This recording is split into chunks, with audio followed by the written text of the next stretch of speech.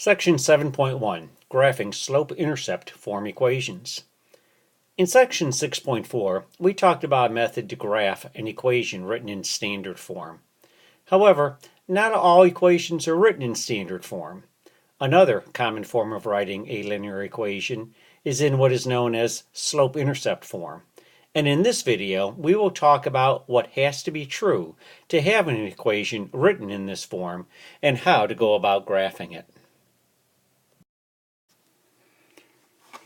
In section 6.1, we had talked about finding various solutions to different types of equations. So I have one equation here written, y equals 2x plus 1. One way to go through and find different solutions for this is to just go through and set up a t-chart. And I'm going to go through and set up a t-chart with x and y. And I'm going to allow x to equal 0. If x is equal to 0, I'm going to put a 0 in for that particular x. I'm going to solve that, and y would be equal to 1. I could continue to find other solutions as well just by giving other values for x other than 0. So let me put in a value of 1. If x is equal to 1, 2 times 1 gives me 2, plus 1 more gives me 3. So 1, 3 is also a solution for this equation. Let me do one more. If x is equal to 2, 2 times 2 is equal to 4. 4 plus 1 gives me 5. So 2, 5 is another solution. I can go through and I can graph these different points. So I'm going to put a dot at the point 0, 1. I'm going to put another dot at the point 1, 3. And I'm going to put a third dot at the point 2, 5. And you can see this is a linear equation, so this does create a straight line as I go down.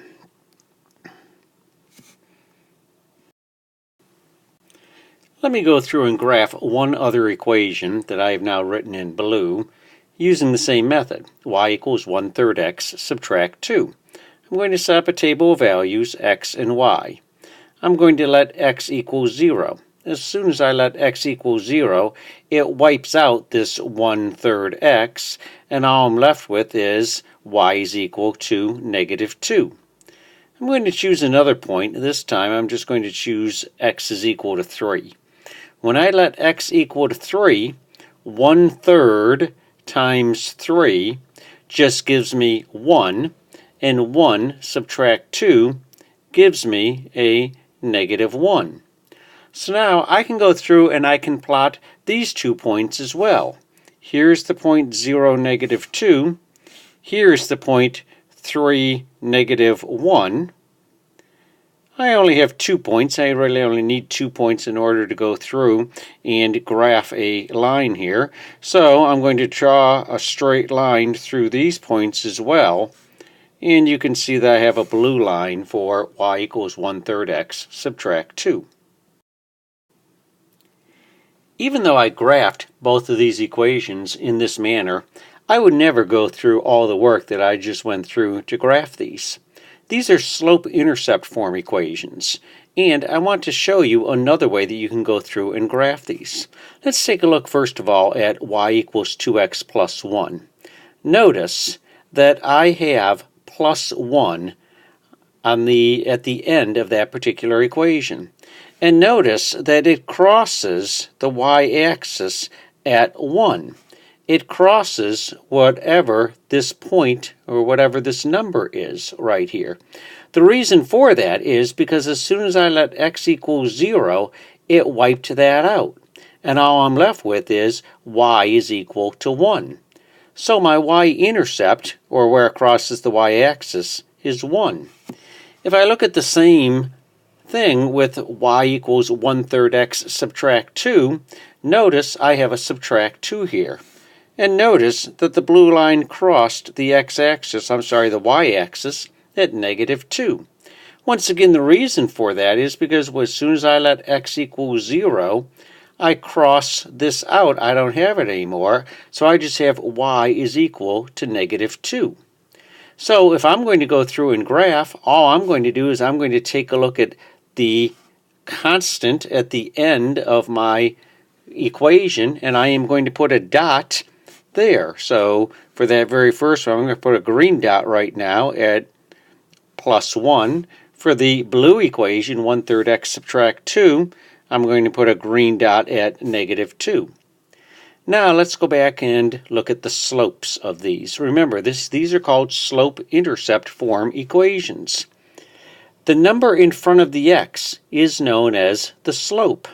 And notice, to get from one green point that I have here, I'm going to make this point now green. In order to get from one point to the other point, I'm going to go up 2 and over 1. Well, up 2 over 1 is equal to 2, which is what the number is in front of the x. If I do the same with the blue equation that I have, that was 1/3 x. I would start by putting a dot on my y-intercept, -2, and then notice, to get to another point, I'm going to go up 1 and I'm going to go over 3.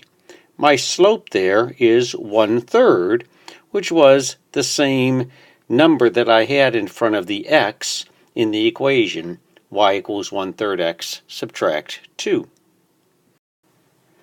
So both of these equations that I had written, y equals 2x plus 1 and y equals 1/3 x subtract 2, are written in what is known as slope-intercept form.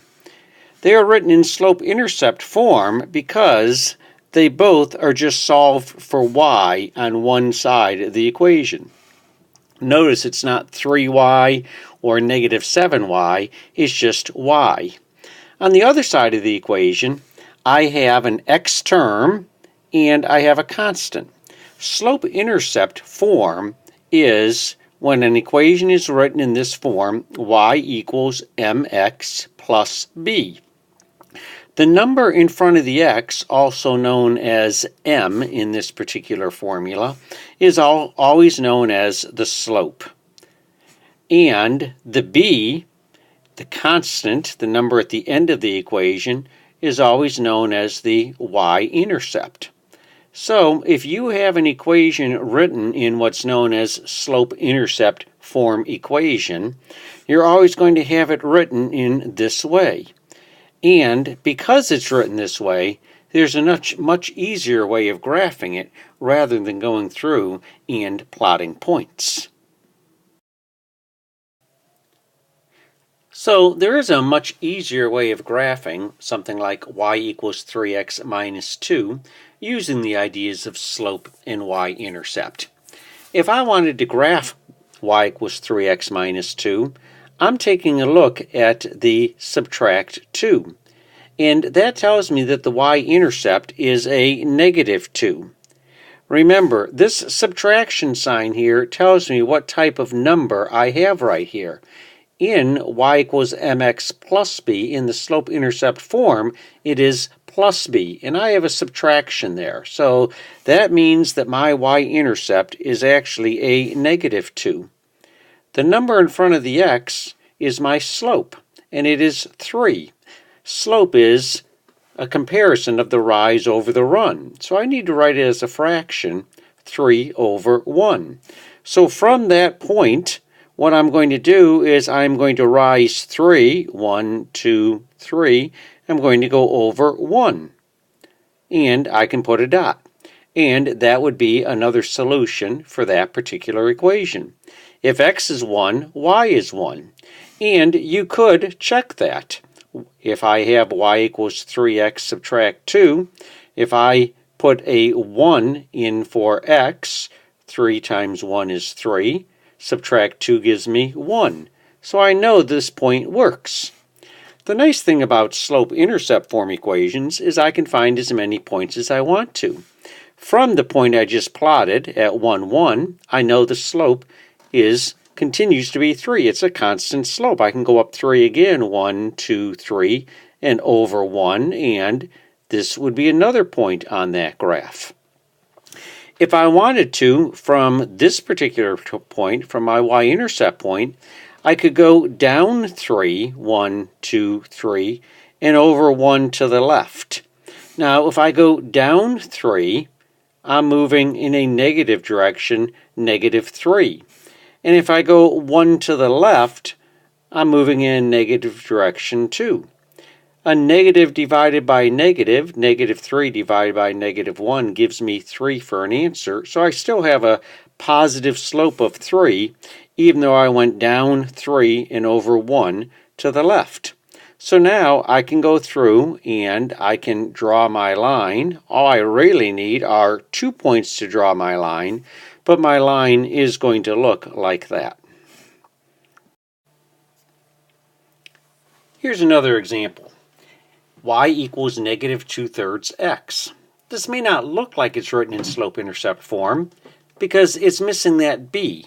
But I could put in a b if I wanted to. I could just say plus 0.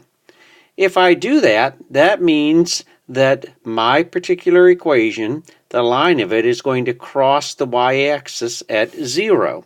So I'm going to put a dot on 0 going through that y-axis. My slope is a -2/3. So I need to rise a -2, which means I'm really going to go down, and I'm going to run 3. So from the point at 0, 0, I'm going to go down 2, 1, 2, and I'm going to go over 3 to the right, because this is a positive number, while this is a negative number. So if I go down 2 and over 3, I'm at this point right here. If I wanted to, I could plot another point, go down 2 again, and go over 3, and I'm going to be at this particular point right here. If I even wanted to get more points, I could go up 2. I'm going to do that using red. I'm going to go up 2 and over 3 to the left. And this would be another point, and that point would be at the point -3, 2. Once again, remember, this is a -2/3 slope.